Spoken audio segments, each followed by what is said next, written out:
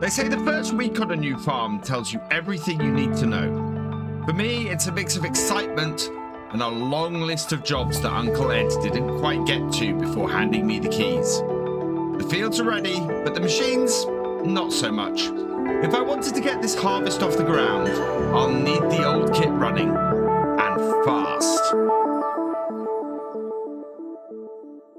I've spent the last couple of days going over the logbook on the computer that Uncle Ed gave me, and it seems that most of the equipment on this farm is not in great shape. We've got a load of stuff that's broken, we've got a load of stuff that's needs servicing, and yeah, we're gonna have a little bit of work to do. The most interesting thing to me is the most reliable piece of kit on this farm is the Ford 6600 here. This machine has been going well since the day it was purchased over 50 years ago, and it is just so easy to maintain. Ed's found no issues dealing with this at all. On the other hand, we've got the New Holland T820, which is our newest piece of kit on here. And this just needs a bit of a service, and she'll be ploughing before the month is out. We should be able to do that. And the plough over here is in fairly good condition as well. Over here, we've got our 8340. That's in decent shape. Needs a bit of oil and a bit of grease, and that will do us great, which is brilliant because that is the tractor we will be using for carting on the in the harvest. However, the combine, that's a little bit of a bigger issue. It needs some belts and it needs a good overhaul, and we're probably gonna have to get someone out to look at this. It's not been serviced at all since last harvest, and obviously has just been sitting here for the year. Now heading out, we can have a look around the yard, and this is done for. This seeder has seen better days. It doesn't work. It's going to need a complete rebuild. And to be perfectly honest, I think we were better off selling this for scrap and investing some money in getting a new seeder. I think we'll see what the showroom has, or what the showroom might be able to get us when we head down there. The trailer's fairly good. It's still running. As I said previously, the plow here, that's fine. And then we've got this needs a couple of new tines, I think, for later when we're turning the field around. And our spreader, like the old Ford, this spreader's been here for years and has very few moving parts, so is in pretty good shape.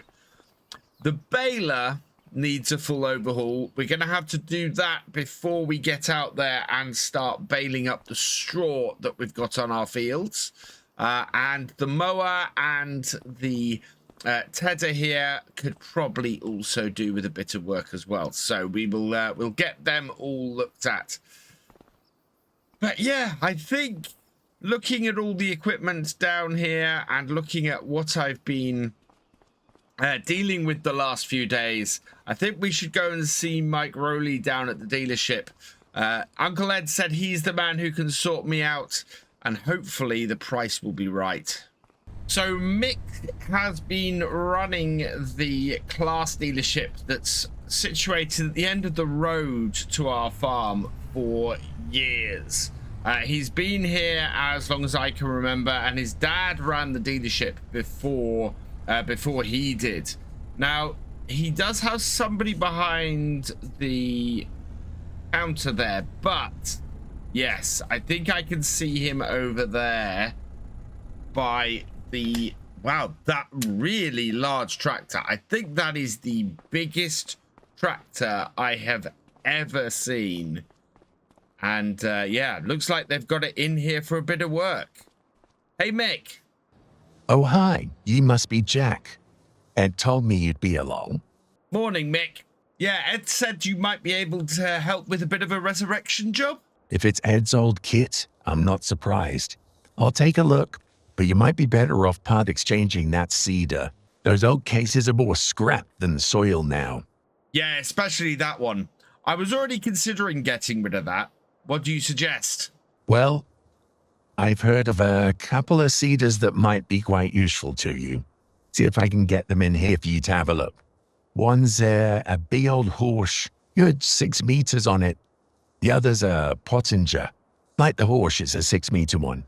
That'll do you as well. So I think that should do your farm quite well. Excellent. Otherwise, we kind of need to patch everything else up. I can't really afford to spend much more money. That's fine. Leave me a list and I'll get the parts ordered. Should have the old combine up and running by the end of the week. Thanks, Mick. So that seems pretty good. Maybe those cedars will be just what we need to get the farm going again. I hope they're not too expensive. But with a bigger tractor on the farm, maybe we'll be able to start getting some bigger kit in. I don't have a lot to invest in new kit, but we need to invest a bit in the farm. One good bit about old kit is it might rattle and whine, but it's easy enough to work on your own workshop. We've got this one here. Just this table is really all I need. Been greasing up the 80-20 here, and that's about raring to go. If Mick can get me those parts, we'll get this place up and running before the wheat starts to turn, and that will really help us out. I don't want to lose any more fields because of how the machinery on this farm isn't working as it should. I'm going to stick this in the main barn and get the 8340 out. If we can get that all greased up and the filters changed on that too, we'll have 3 working tractors around here. And that is going to be fantastic. This is going to take me most of the rest of the day to get these running. I say running, I mean running at full whack. They really are nice and reliable for the most part, the tractors that we've got here. Ed always swore by the Fords and then the New Hollands. Said they were great tractors for him to have on the farm.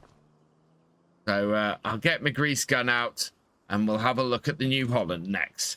I've checked over my fields again and all 4 of these are ready to go. The 3 wheat fields and our field of barley all looking really, really ripe.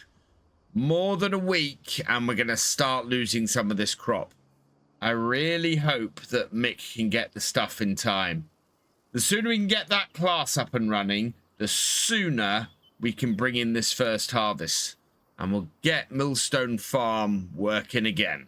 Thanks for watching. If you enjoyed this video, please give it a like and drop us a comment. A huge thank you to all my patrons and channel members whose names are on screen now. Your support makes these videos possible. For more from Virtual Farmer, check out the recommended video below or subscribe and help us on the road to 50,000 subscribers. And I will see you next time.